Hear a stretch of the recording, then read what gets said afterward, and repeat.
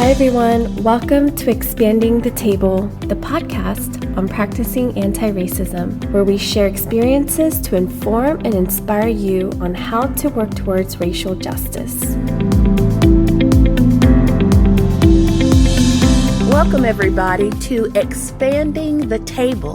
This is a new podcast series from the General Commission on Religion and Race, and I am your host, Garlinda Burton. Delighted to have with us for this first podcast, the Reverend Kirk Lyons of Vanderveer Park United Methodist Church in Brooklyn, New York, and the Reverend Jeremy Wicks, who is from Traverse City, New York. He is a former police officer and police chaplain. Hello, my brothers. Hello, Garlinda. Hello. Good to have you. It's great to be here. Thank you for the invitation. Glad to be here. Our conversation today is about racism, police reform, and faith. And so we've asked Reverend Lyons and Reverend Wicks to be with us because they have a particular interest and involvement in integrating faith with real life and faith to solve problems related to police reform and what some people believe are racism issues that affect the way we police and the way that we interact with communities of color. So I'm going to start with you, Reverend Lyons. Tell me a bit about why you, as a person of faith, as a United Methodist clergy person, would become involved in police reform. What does this have to do with faith? Everything. I think central to our issues with police reform is a concern for justice. And the gospel is all about justice. When you see particularly black and brown and the most vulnerable of our society being those who are unfairly accused, unfairly prosecuted, abused, particularly by those who have sworn to protect and serve, we have a problem.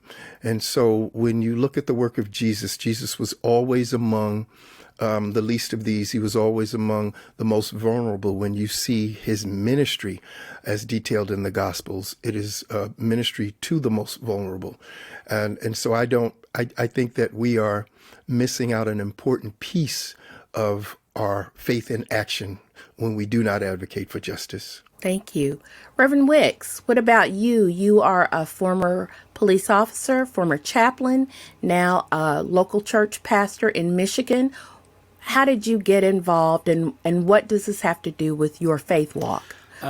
So for me, it was really after kind of seeing and experiencing the context of my growing up in the inner city in Lansing, a very diverse neighborhood, and then talking with, as I aged and began to have more conversations with my brothers-in-law. So now I'm in my late teens, early 20s, and these men who all happen to be black men are telling me of their experience, which is growing up in the same neighborhoods, in the same community that I grew up in, but having a completely different experience that I was utterly ignorant of. And that was when my eyes began to be open to the privilege that I was allowed and enjoyed as a white male in this community. And then it kind of getting into police chaplaincy right around the time when Ferguson happened was kind of an interesting experience. And I would agree 100% with Reverend Lyons. I think this is not just a justice issue. You know, we talk about truth and justice in the American way. We're talking justice that will roll down like streams, like mighty rushing rivers from the throne of God.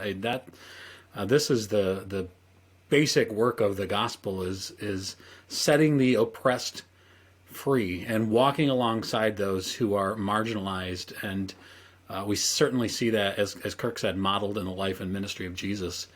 And I think that's who we are called to be. Aside from our social principles, the vows we take at ordination and we commit to in licensing, this goes back to our baptismal vow of who we are at our core as Jesus followers. What does it mean to live the Jesus way of life and love? It is a life lived for justice and into justice. So, what is the concern? I think most of our United Methodists are involved in their local churches in the United States. Our churches, our membership is 90% white, and many of our members would say, "What is the concern?" We are a people who believe in supporting law enforcement. We believe in supporting just government. So for the people who may not understand, what is the issue? That is part of the issue right there, that there are people Yes. in our church that do not understand what the issue is. To me, it says that they are disconnected from a reality that people of color live with every day. And this is something that I experienced on some level with my first appointment, which was a cross-cultural appointment. Just to give you an indication of timing, I think it was my second or third Sunday right after the Trayvon Martin verdict. And it was one of the toughest Sundays for me because I didn't get any sleep because I cried out the night before, and I struggled, and I had a bit of a tug of war with God, asking why was I going to preach to a congregation that was so disconnected from my pain and from the pain of people that look like me, when I should be standing before people that look like me that needed a word of healing, a word of comfort in that moment. And it was indeed difficult, but eye-opening. The sermon that Sunday was, "Who is your neighbor?" And asking all the tough questions of how you see the other and your connectedness or disconnectedness to the other and the implications in the larger society. And the response from so many of them afterwards answered my questions that I had with God. Why am I? Because if we don't enter into conversations with people that are disconnected from our reality, they will always ask the question, what is the issue? What is the concern? Because they really won't know what it is.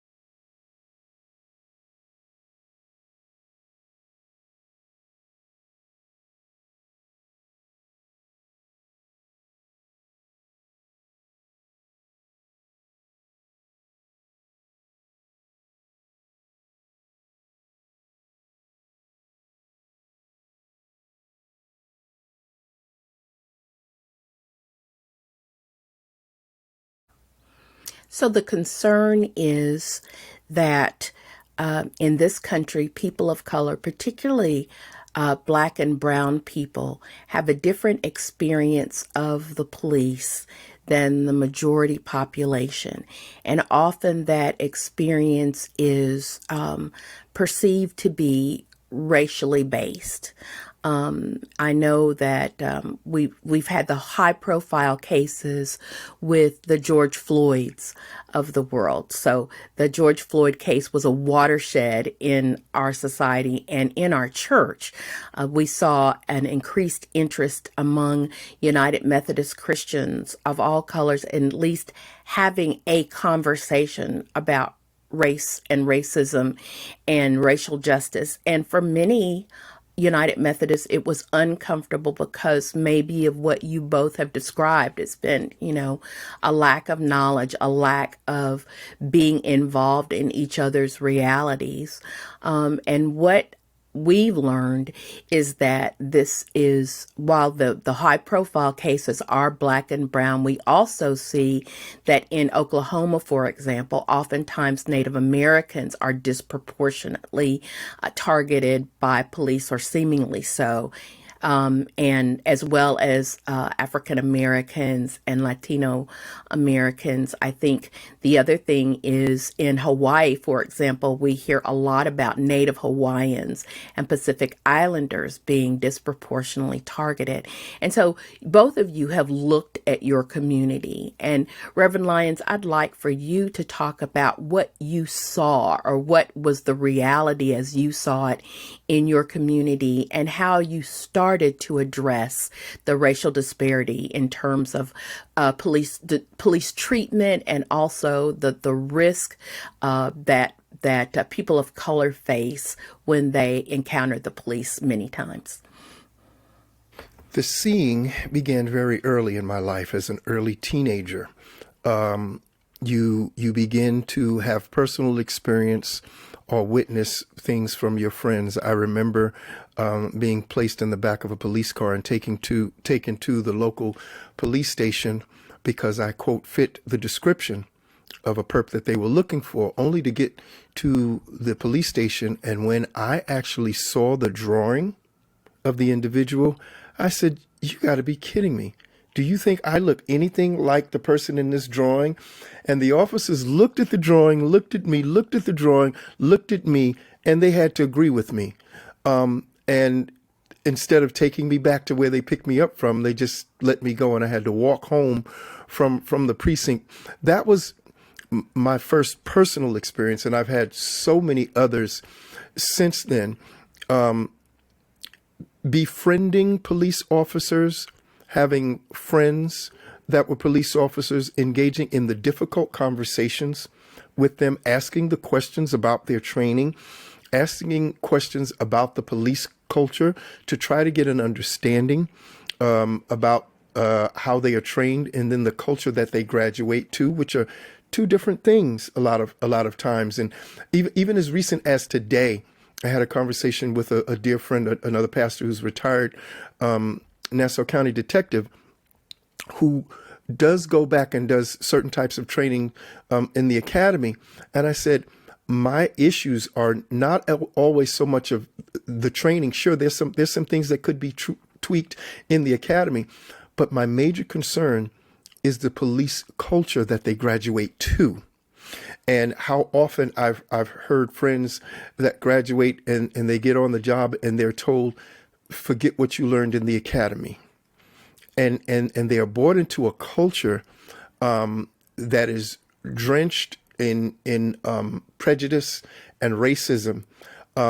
And even officers, Black and brown and Latino officers, are brought into that same culture where they have a skewed perspective of the people in the neighborhoods where they policed.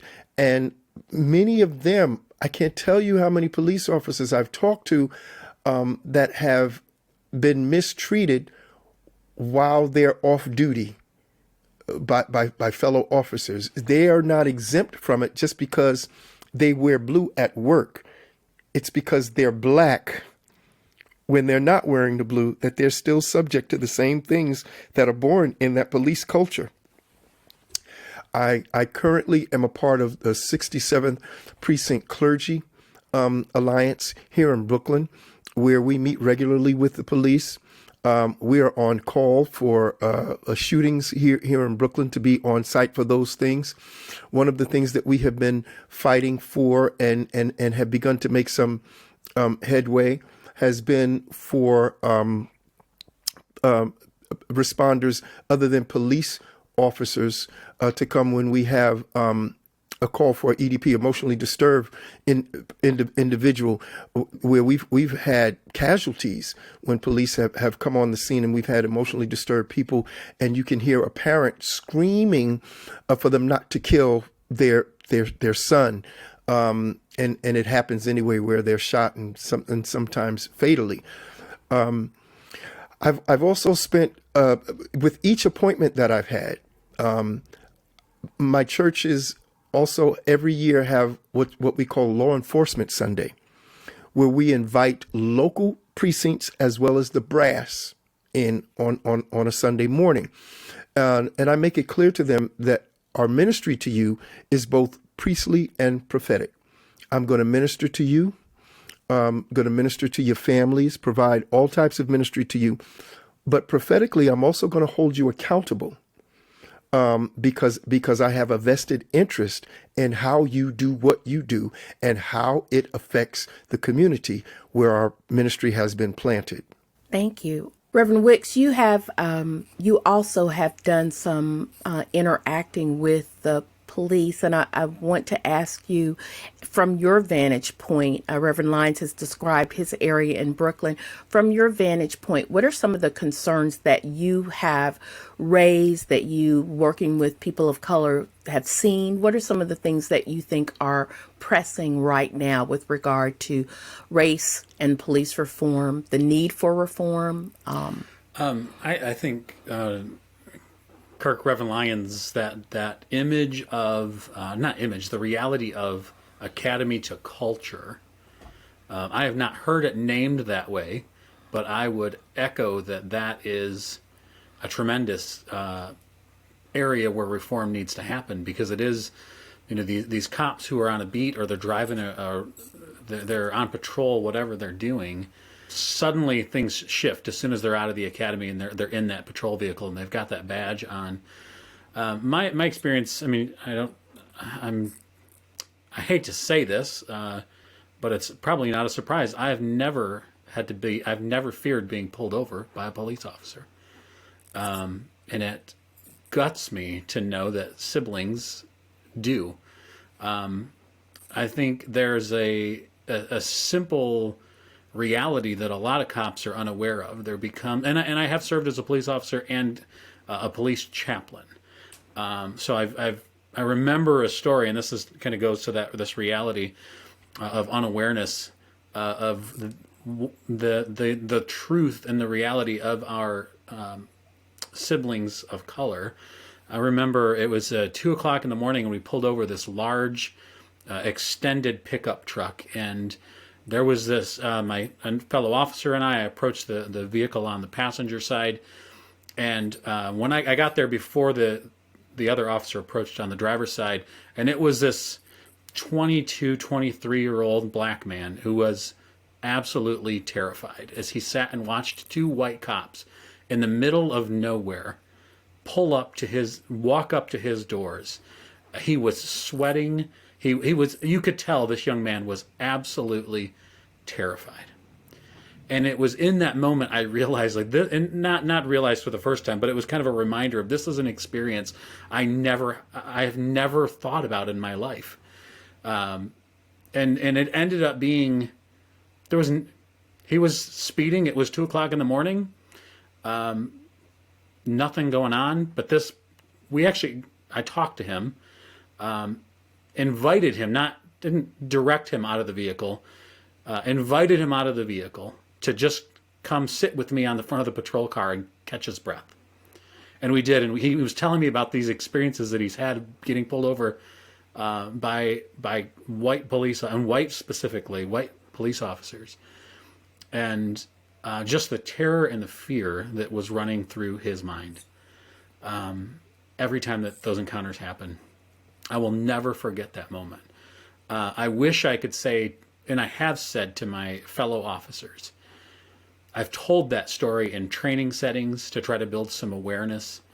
I've shared that story with command and the department that I worked with, because I think it really illustrates the reality of my black and brown siblings when interfacing and interacting with police officers. And this was 6 years ago.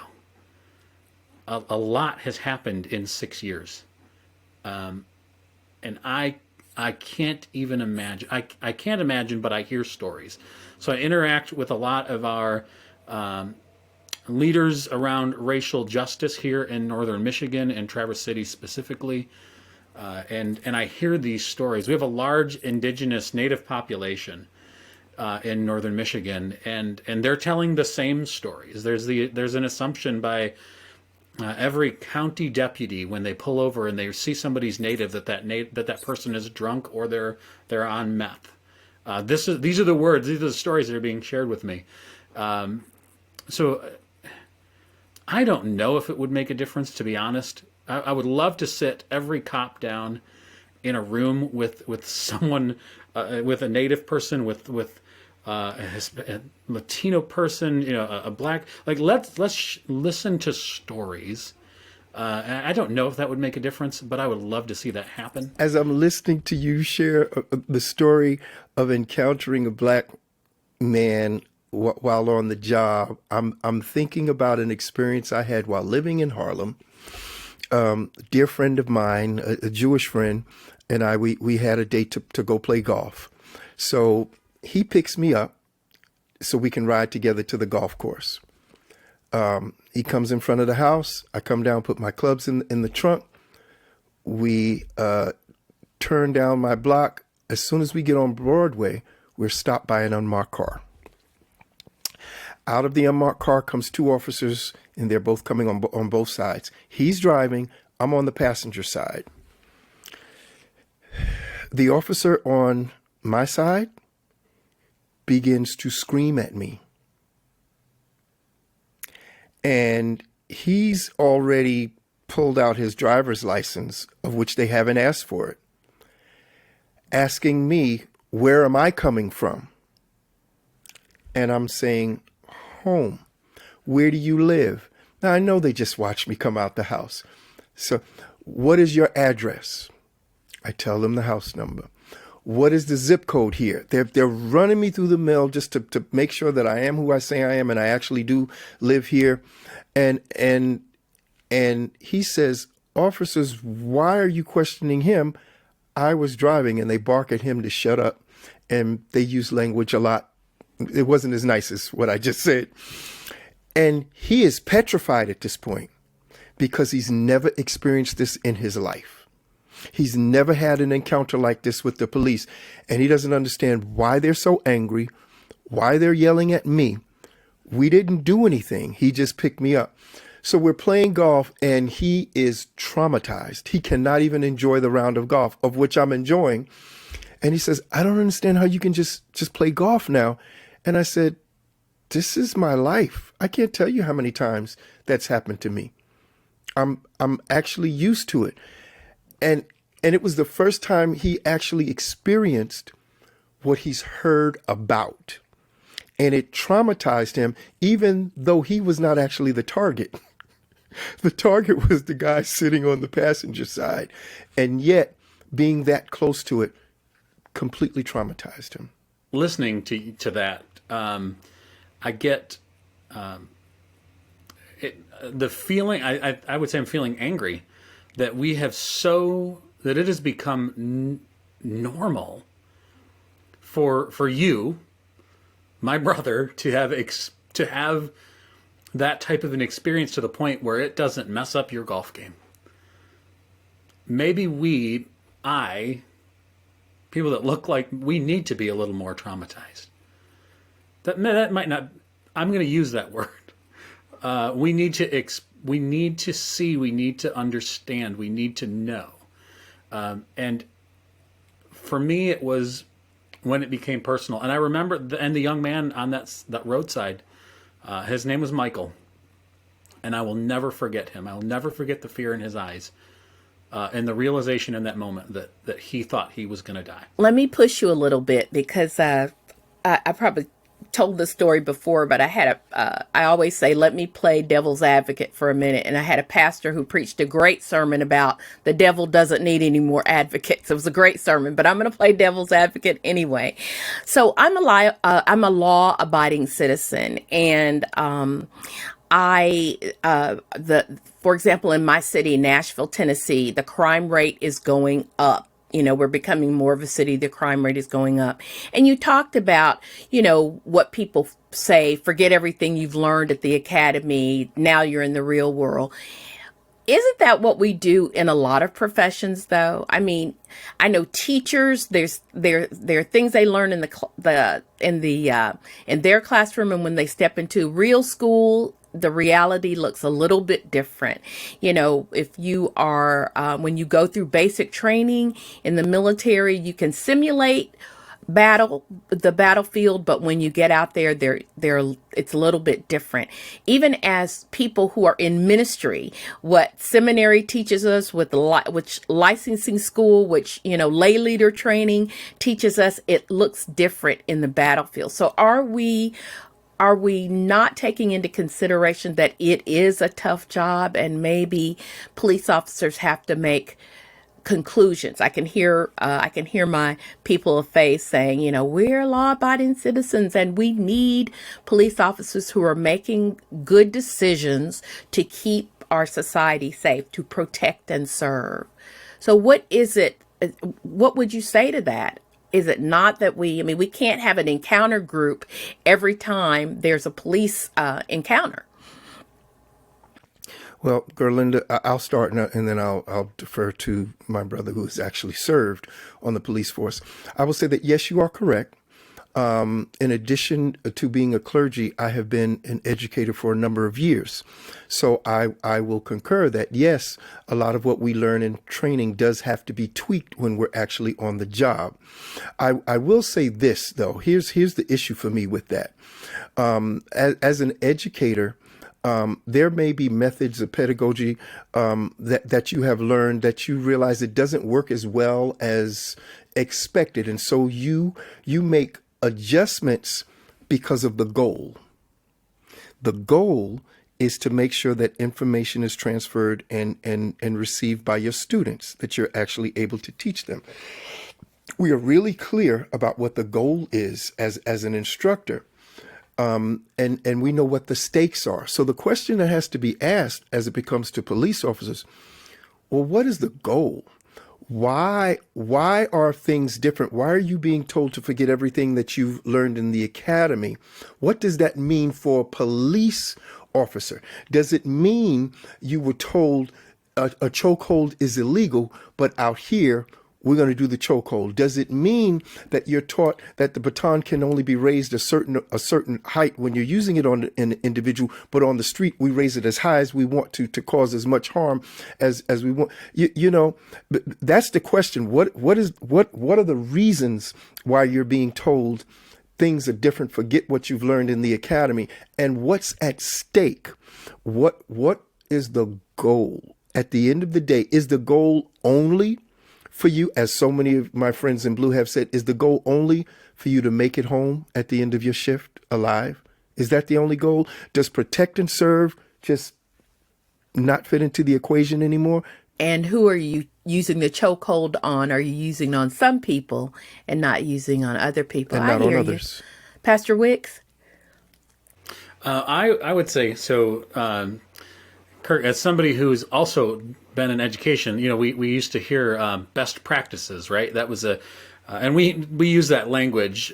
When I think of seminary, I think of course of study, I think of police academy. I think we're teaching and college, prepping for education. I think all of those are best practices. Now, the reality is that Garlinda, I think this is part of the question you're asking, like, best practices in reality is different. They are different sometimes. They can be. So what do we do when we're out on the street and we're on patrol and something happens and we have to make a judgment call? Well, if we as police officers have trained and trained and trained, just like as teachers, if my first inclination is to escalate a situation, the results are going to be negative for everybody. So if I start at best practices and have to tweak from there, and I fall back on those best practices, I think the outcome could be positive. And I'm thinking, so I spent in my middle school career 8 years as essentially the dean of students, where I dealt with primary student discipline with 6th, 7th, and 8th graders. And I immediately learned that if I came into a situation amped up, that child was going to get amped up. And then I have to decide, do I continue to escalate the situation? Because I'm not the one that's going to get in trouble. I'm not the one that's going to get suspended from school. Or do I choose to fall back on those things that I learned in school to help me to de-escalate myself? And when I'm able to de-escalate myself, I'm able to de-escalate the situation. I think that applies to law enforcement. If I had walked up, I'll go back to Michael again. If I had walked up and regardless of, before I saw him up there, saw who he was, and with my hand on my gun, my primary safety on my holster off, and ready for something to go down, chances are it wouldn't have. If I'm all amped up, if I have, I talk with my kids about this. Like you are kind of building the situation into something more than it is. So if I'm going back to best practices, I'm making sure I'm not escalating a situation. I think there could be more positive outcomes. And part of my frustration with law enforcement is there's something that happens with a lot of people that when you put on that badge and you put on that gun, or ring of death, as some of my clergy colleagues in the Michigan Conference call that duty belt, there's a personality shift in too many of our law enforcement officers. And I say that knowing that having experienced that a little bit and having to check my own self and check my own spirit. I remember the first time I clipped my badge on my left breast and snapped that duty belt on my waist. Suddenly I felt like I had power that I didn't have before. Walking out that door, driving in, remembering what it was about, what's the goal, as Kirk said, to protect and serve, that there's no exertion of power there. I am a servant of the public and of the people that are in my community. I'm not there to exert any sort of authority over them. The goal is to protect and serve. I think that I've heard both of you talk about the impact of being in the community as people of faith who are both walking with police officers and having that prophetic presence as well. And so, Reverend Lyons, I'm gonna pick on you. I happen to know that you have led a ministry for a while that has involved the men of your church and other men of faith in a community presence. And I'd like to you to say more about that, how that got started, how it started working, and what was the outcome in engaging the police in sort of a growing experience about the community and understanding and being connected to the communities that they police. Certainly. Thank you, Gerlinda. Since 2008, in 2008, I founded a ministry called Brothers Keepers Fellowship. Around 2011 was when we began having our boots on the ground ministry. And that ministry entailed being on the street at midnight, taking men into the most violent areas of our communities, and the places where the crimes took place. Yes, churchmen, unarmed, without police presence. And that was the biggest tug of war was with police chiefs, because they absolutely did not want us on the street. They had concerns. They wanted us to have plainclothes police officers with us. I said, absolutely not. The guys on the street know you're plainclothes officers. It would violate the integrity of this ministry. And so in Hempstead, retired Chief McGowan, we came to an agreement that the police officers would be a block away in an unmarked car and allow us to do what we did. And the police officers that were observing us couldn't believe, first of all, that the gangbangers and drug dealers were giving us FaceTime. And when they would see us routinely standing under a street lamp with a huge circle, holding hands and praying for them, they became intrigued. But the biggest thing with that ministry is what happened with the crime rate. And of course, Chief McGowan had the data. There were no more killings because it was rampant with homicides. In one particular area, I think it was the 3.5 years that we patrolled that area that had the most homicides, there was no homicides. This was a rough part of Brooklyn. Yes, yes. Well, this was on Long Island in what was called the Linden Triangle. And as a matter of fact, one of the journalists that got wind of it and came out a few times and wrote a couple of articles, he actually wrote a book on the work that we were doing, even though he fabricated some things in the book.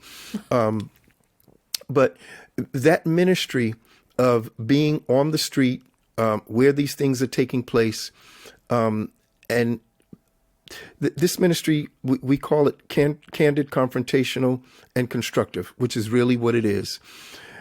But we're not judging them, but we are talking to them about their life and about making better choices. And it begins by asking them, what can we pray for you and or your family? What are the things you need us to pray for? And they would actually tell you things. Absolutely. That approach opened the door on some of the hardest people I have ever been face to face with in my entire life. And I'm not just talking about gangbangers, I'm talking about gang leaders. Because what the leaders say go. And if the leaders said, we're not praying with those guys, we're not talking to them, it wouldn't happen. I recall the first time we met with the Bloods in that area, they saw us coming around the corner. And this night there was probably about 17, anywhere between 17 and 20 of us. And so they see this group of men getting ready to walk into the mouth of their turf. And by the time we got there, they had gathered weapons and were about 40 strong in the middle of the street while we were walking. And the guys were like, what do you want to do? I said, keep walking. And they called out because they thought they recognized one of the guys with us in the front line with me. And they were correct. It was a local barber. And of course, many of them went to his shop to get their haircut. And they're like, who's that you with? And he said, I want to introduce you to somebody. So he brought me to meet the leader of the gang, and we had a parlay. I told him who I was. I told him who the brothers with me were, what we were doing, why we were doing what we were doing. I told him how often we went upstate to visit his comrades that were locked up, how often we prayed for mothers who had lost sons to gang violence. And I said, I'm tired of you guys getting shot. I'm tired. And this is what we're going to do about it. We want to pray for you and for any and everything that you need prayer for. And he was shocked to hear that these are guys from the church that just want to pray for them, that are concerned, showing some concern. And so he called his guys up. And when he called them up, they were ready to do one thing and were shocked. And I mean, I remember the looks on their faces when he said, we're going to pray. They were like, pray. And he kind of barked at them. And he barked at them, telling them to take their hats off as well. But because he was who he was to them, they took their hats off. We joined hands. And when we finished praying, I said, now look, we're going to be here every week, every Friday night around the same time. So when you see me walking with a group of men, just know we're here to pray for you. And the area before them was the area where we always ran into the Crips, who in that particular area ran the drug trade. But every Friday night, we encountered gangbangers and others on the streets, and we prayed for them. And it got so common to them that I remember one night when one looked at their watch and say, "You guys are late. We got worried about you. You're normally here before now." And we all just laughed, all of us. But it was a transformative ministry, but it was our way of reaching them, and actually also in a way protecting them from the violence they had perpetrated on each other and their encounters with local law enforcement as well. That's kind of amazing. I'm an old cynic, and just to think that you could walk in that area and get people to really listen to you, but you didn't ask them for a lot, and you offered them something. And I guess that is that's what we're supposed to do as a church, right? We are supposed to offer people Christ, and we're supposed to believe that we have the power of Christ at our back to help us, and before us to help us too. So, and ministry like that is not for the No. faint-hearted. So there are many men that were part of our Brothers Keepers Fellowship who were just not cut out for Right. being on the street on a Friday night after midnight, confronting gangbangers. It wasn't for Right. everyone. That was very clear to us, and we had some touch and go moments at different times that were really touch and go. There were.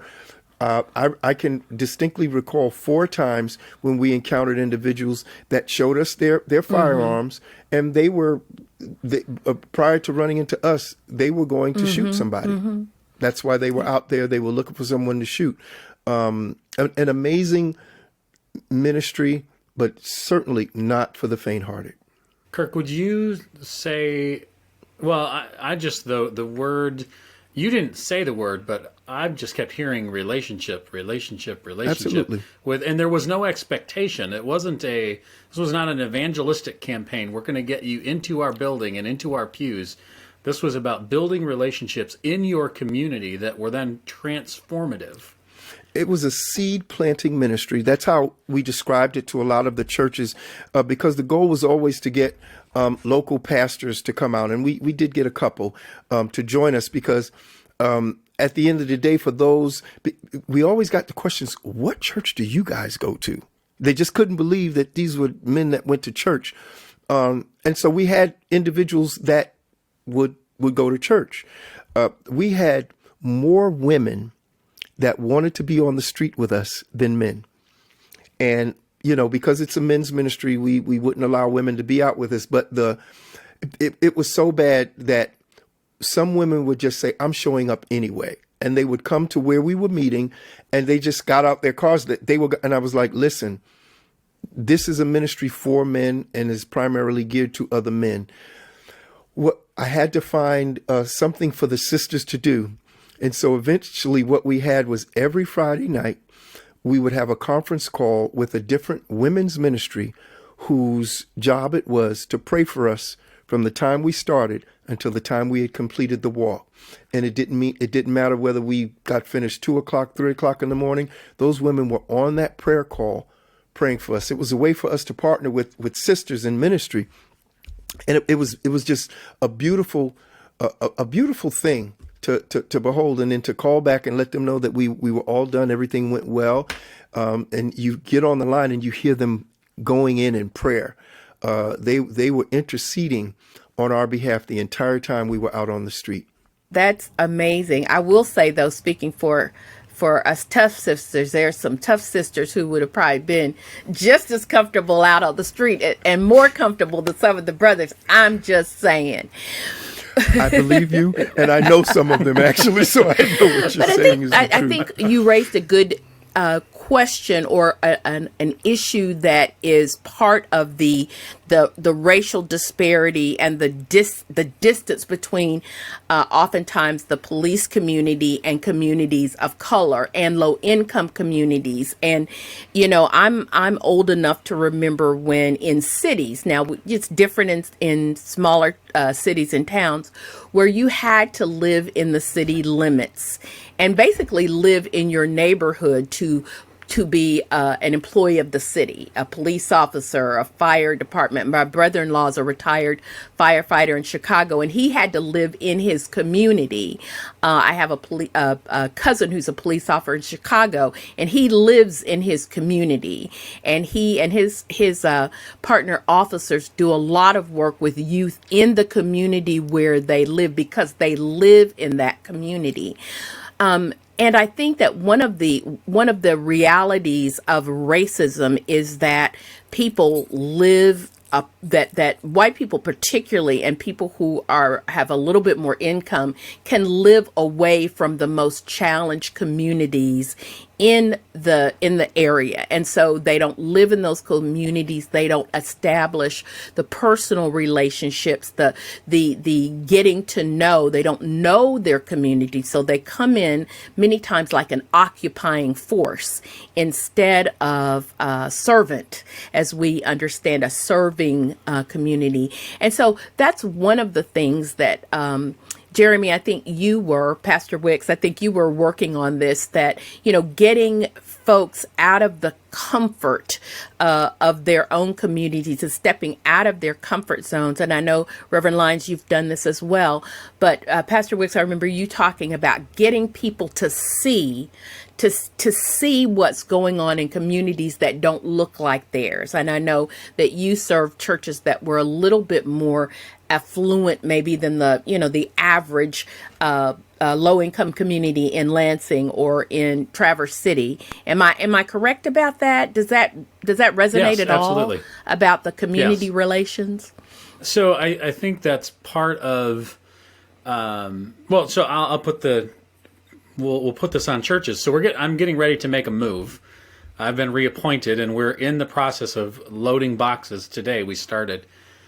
And the house that I'm going to be living in, the parsonage, is outside of the city limits, 7 miles away from the neighborhood that the church is in. That's a pretty common thing in Michigan. I don't know what that's like. Even in some of our larger cities, you have parsonages that are in the suburbs. Because why would the pastor want to live in the neighborhood where they're called to serve? Like that, and to me, that's a rhetorical, that is a ridiculous idea. I want to be where my people are. I want to be in the heart of where God has called me to be. I think policing, when it's done well, is always community policing. It's always relationally based. I grew up in a neighborhood, and there was an experiment at the time in my early 10, 12, so elementary, middle school years, where in the Lansing Police Department, they required, if you wanted to serve in their community policing program, you had to live in the neighborhood, not adjacent to the neighborhood. You had to live in the neighborhood that you were going to be policing. And my experience, and now I would say the experience of our neighborhood, again, very diverse, was these officers cared because they were invested. They were going to one another's houses, not the officers, but to their neighbors' homes for barbecues on Sunday afternoon.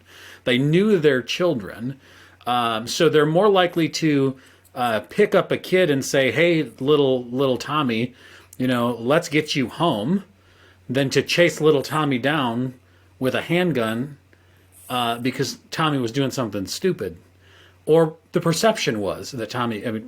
So there's this idea of being in relationship with your community, I think, is one of the best things that we could move toward in policing in America.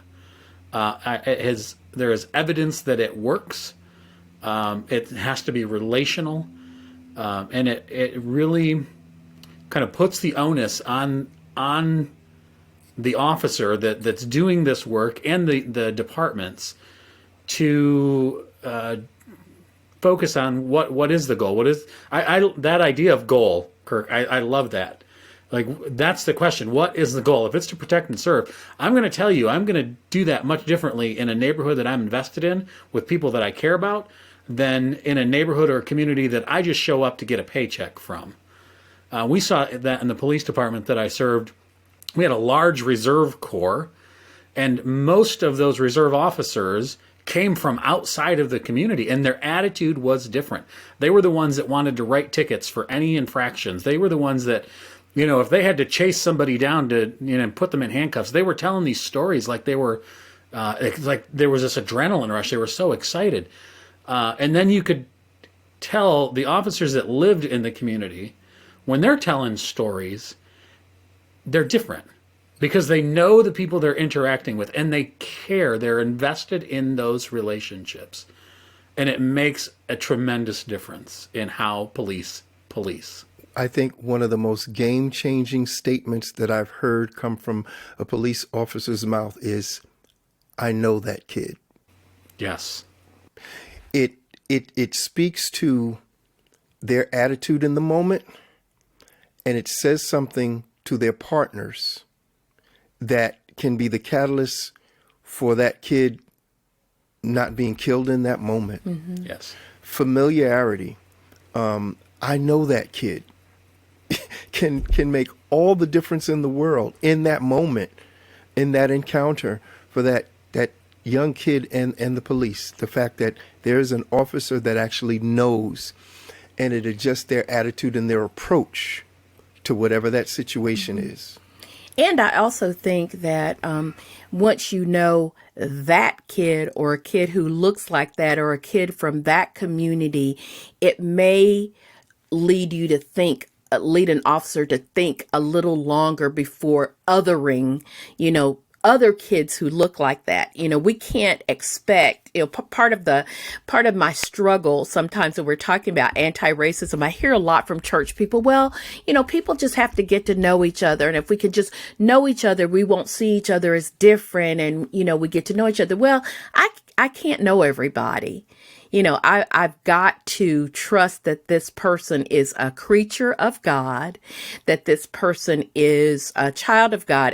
And as a police officer, if you're doing something wrong, I got to do my job, but the difference between me doing my job with a kid who looks like me, and particularly, if you're in the white power structure and you have a whole community that is teaching you that Black kids are bad, that Black kids are dangerous, that Hispanic kids are dangerous, that Native kids are dangerous, and they're not to be trusted. If you've got the whole society telling you that narrative about Black men, about brown men, about Native American youth, about Native Hawaiian women, if you got the whole society telling you that, then it's hard to break away from that and not engage in racist thinking on the job, as a school teacher, as a police officer, as a coach, as a hiring manager at a business. But the challenge is not just to have them know one or two kids, which is great, but to start to see where racism has impeded our ability to see each other as human and as people worth trying to save. And now it's not every police officer, as I said, it's not the job to have a group encounter every time there's an encounter, but to humanize is something that I think with anti-racism we're looking at. It's nice if I get to know Pastor Wicks and he knows me as a person and respects me. It's nicer and more valuable if he begins to see me as a human being, whether he knows me or not. And I think, Pastor Lyons, that's one of the things when you've also worked with the police department as an extension of this men's ministry. And I wanted you to say a little bit more about what happened when you began to use what you've learned to talk with and to work with police captains and police officers and brass. This is the reality with that. They are a lot more receptive to our priestly ministry than they are the prophetic ministry. We all are. And I wish I could say it was different. Yeah, but when you look at the stakes, I had a phone conversation. I had called a former member who was a retired police chief where I lived and served. And I was just a random call, someone that I would go hunting with every winter. random call just to check and see how he was doing, how the family is doing, so on and so forth, only to hear from him that he had unfriended me on social media. And I said, oh, why? I hadn't noticed, of course. And it was because of some videos that I put up of encounters with police officers, police abusing people. And I said, well, you know me well enough to know that that's part of the work that I do. I support and minister to police officers, but I also hold them accountable. I said, and anyone who's paying attention knows what's going on today, in that even if we argue that it's not happening anymore, it's just that we're becoming more aware of it. It's on film more. It's getting more news coverage, that this is a problem. And so I said, you've heard me say in church that I get videos sent to me every day. Every day I get videos sent to me with these types of things. I just don't post them every day, but I receive them every day from around the country. I said, so for you to see that on my social media and be offended by it is disappointing to me. But I have to accept it. And so the conversation continued. And I realized, and I was disappointed because I'm like, okay, this is someone I've spent considerable amount of time with, someone that I've ministered to deeply, someone that I've come to like, someone to whom I've lent books and they've read them. And then we would spend time talking about the books. And it seems all of a sudden we've gotten to a place where we can't find any middle ground. We can't. And I said, I want to ask you a question. How many families do you know? You've lived in St. James all your life, which was where I was pastoring and living. I had only lived there while I was pastoring. I said, how many people do you know from that area that can say everyone that lives in their household has been stopped multiple times by the police for no reason? How many? And he says, well, I can't really say. I said, okay, I can say that. Everyone that lived in my household has been stopped, including me, several times for no reason. And the encounters that I've had, particularly late at night when I'm driving home, as soon as I give them the courtesy card with your name and your phone number, oh, you know Marty. No problem. But what did I do? Don't worry about it. No problem. Go on your way. And I said, and you know what happened with my daughter-in-law. My daughter-in-law was walking from the house to the train station early one morning, going to work. And the cop pulled over with the siren, the lights, traumatized her, barking at her, where are you coming from? What are you doing here? And she says, I'm coming from home. You don't live around here. I mean, literally, she was traumatized. And she hadn't done anything, just left the house and was going to the train station to go to work. And so I filed a complaint. I called him and I called others and I said, listen, I'm filing a complaint.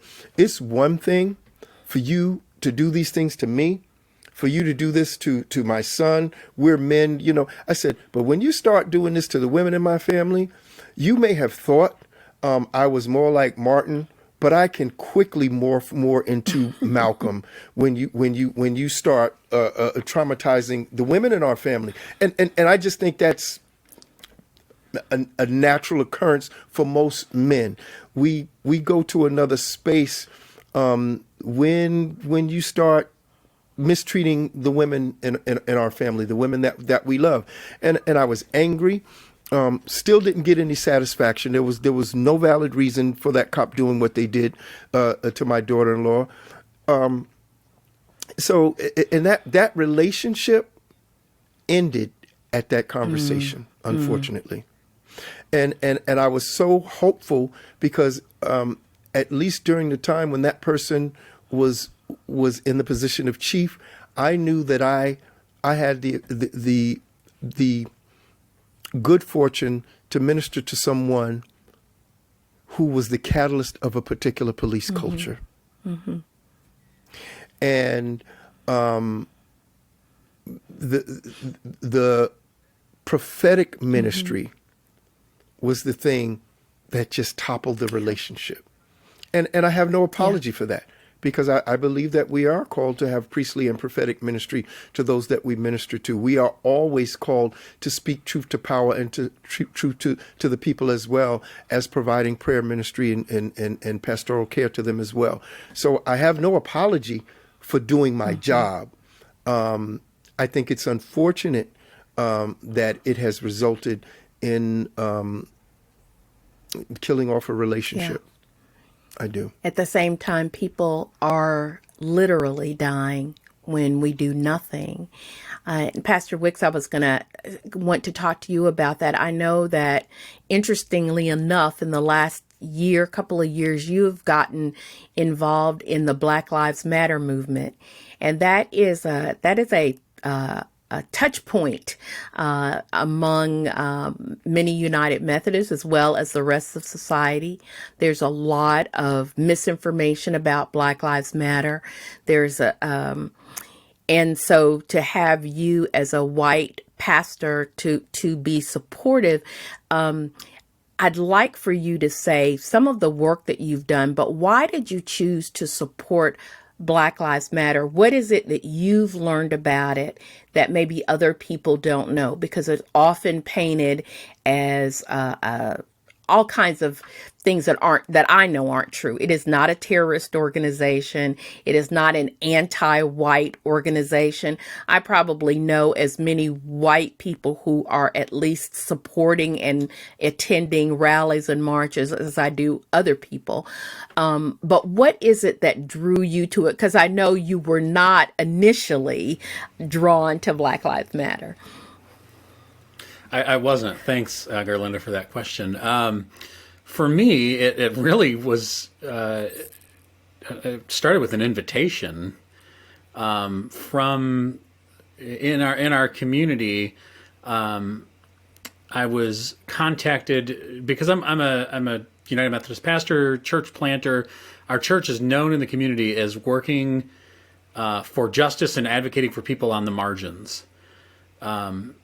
The de-churched, disconnected, those are the folks that God has called us to.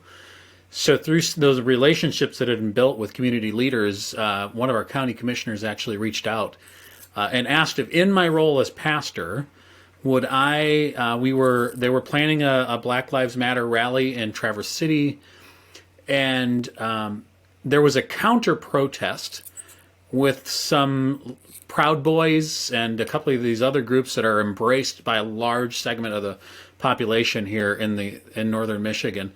And they had asked if I would organize the clergy in our community to stand as a line between the Black Lives Matter protesters and these Proud Boys and their white supremacist AR-15 toting compadres. And I began to have conversation around that and got involved with some organizing, supporting organizers. I don't consider myself an organizer in that respect. I see my role as one of supporting and using the resources that I have to kind of leverage those things wherever I can. And before you know it, I'm downtown. We've got a line of, we have clergy who are actually marching around, walking around about 12 to 15 feet between us, the entire Black Lives Matter protest, while people are speaking and they're praying and they're singing and they're peacefully gathering to fight for and demand justice and reform in policing. It was one of the most profound moments of my pastoral ministry to have been asked. I felt that was a great privilege, and prior to that, I hadn't. In recent years, I think Garlinda, I had said at one point, I did kind of look at Black Lives Matter and think, what is this group really? And then I'm someone that does my own research. I don't care what a talking head on a screen says. And I started digging and I started talking and I started learning about this movement that was about justice and police reform. As somebody and that's it. Like that's the goal. If we're going to kind of stick with that idea of what's the goal, justice and police reform. I didn't find a Marxist organization. I didn't find anybody wanting to come and you know, it wasn't like you said, it was not an anti-white movement. It's so I felt honored and privileged to be able to be asked to be a part of that and then to participate in that. It kind of reminded me back. I was a kid. The very first what I would call as a social justice action. I was maybe 7 years old, and we went into the inner city of Detroit. And we went with this a black congregation into the neighborhood, and I got to be the drum bearer. And we went to the known drug houses, and there were hundreds of people that walked with this congregation. And here I was, and it's funny looking back, I was the only white person in this group, and it was just an amazing experience. And we're walking and we're chanting and we're kind of proclaiming it was a pack up your crack and don't come back. A little more, not quite, Kirk, where you all were and are with your ministry. It was a little different take, but I remember being loved and embraced and welcomed, and I felt that same way and continue to feel that way with Black Lives Matter. I will tell you, I've been told by multiple chiefs of police that I will never serve as a police chaplain in a department again because of my affiliation and my ongoing support. One of them suggested I go through and just delete my Facebook page and start from scratch, which I just absolutely refuse to do. But yeah, it has been an honor and a privilege to serve alongside those folks that really has been formative in this last couple of years of my ministry. And your congregation, they were involved as well. So Yes. Yes. Did you tell me they worship maybe 50 on Sunday, 50 stuff? Yeah, it's a small congregation, younger families. We are predominantly younger folks. I'm pushing 43. I was one of the old guys in our congregation. We had a great turnout. We had families with their kids down there. We had some of our older folks down there handing out water. We had people acting as we had emergency medical teams that were on radios and comms in case something did happen. And it was a great moment of seeing our church kind of blossom and come alive in this fight for justice, and to see our kids there, not because their parents told them they had to come, our teenagers, these white, privileged, upper middle class kids who were there not knowing what to expect, these teenagers being told that there will be violence. We were warned not to, and these kids are there wanting to be a part of this, not for the sake of showing up, but for the sake of making a difference in their community for their friends who don't look like them. Mm-hmm. So, to both of you, I'll start. I'll wrap up the way I started. Why should the church? Why should Christian folk be involved? And in what ways would you recommend that church folk of all stripes involve themselves in supporting police reform, support racial justice in that reform? What would you say? Not everyone is in New York City. I bet we have more churches like you have, Reverend Wicks. But all of our people of faith want to make the world better. That's part of who we are as people of the Christian faith, and particularly United Methodist. We want to do good. We want to do no harm and do good. How do we do that? How do we begin when it comes to the topic of police reform and anti-racism? I think it begins introspectively with us. We have to graduate from being merely Christians to being disciples of Christ. Being a Christian, you receive all the benefits of, the sacrifice that was made on Calvary. Being a disciple, you roll up your sleeves and you're doing the work. And I think that's part of maturing as a Christian, as you grow into being a disciple, to what we're all called to do. To follow him is to do the work that he did, and to live into the expectation that he articulated when he said, "And greater things than these shall you do." Christ set the bar high for all of us, but then he set his expectations for us beyond the bar by letting us know that he expects us to do even more than what he did. And as you examine the work that he did, you know that he worked for justice. You know that he worked for the most vulnerable, for the least of these. And I think part of the earlier, Garlinda, you spoke about the challenge to humanize people, to see them as human. I'll take it a step further. The challenge to see the image of God in people. Because particularly in North America, we've been fed an image of God that is white, that is blonde hair, that is blue eyes. That is the image of God that we've been fed here. And it's hard for people that have been fed that to see the image of God in people that don't fit that description. Pastor Wicks? I would absolutely affirm everything that Kirk has said. I think that for me, and Garland, I think I mentioned this to you, I'm a strong believer that the gospel is political. And I think as Jesus followers, the idea that because we are Christian, that we would disengage from the body politic, that we would not, that thoughts and prayers were ever enough, is laughable. Nowhere did we see Jesus in the gospel say, I'll send you some positive vibes. That's not the gospel. The gospel is, the good news is, God with us, God for us. And if we are going to be gospel bearers in our communities, and we're going to bring about the kingdom of God, we have to be about being with and being for. And that, whether that's in ministries through our churches, that's through getting involved in our local politics or state or national, on the national stage, whatever it is, not to create a theocracy, but to create a just community, which is what Jesus, I think, called the church to, and what we see modeled in the book of Acts. Yes.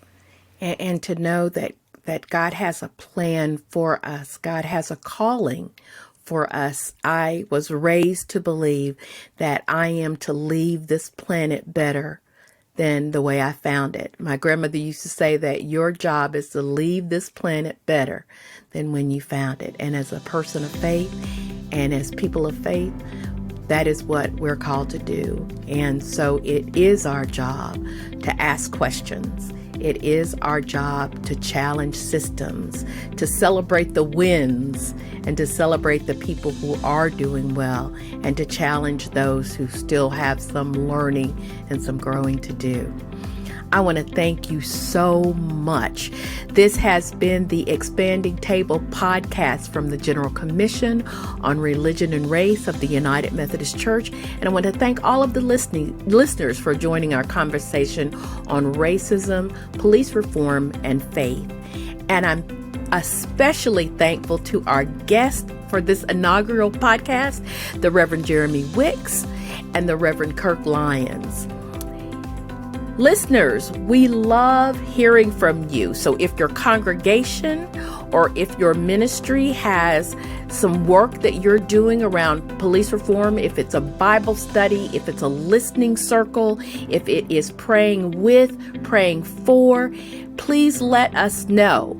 And if you have ideas for future podcasts, please email us at podcast@gcorr.org. If you like what you heard, subscribe and share the podcast with others, and follow us on social media, Instagram, Facebook, and Twitter. And of course, please rate us and review us on your preferred podcast platform. Every 5-star review we get sends a message that a podcast like ours, and this one particularly, is valued and appreciated. Until next time, remember that God is calling us always to put our faith into action So go, everybody, and do good. This is Garlinda Burton wishing you God's peace. Thank you.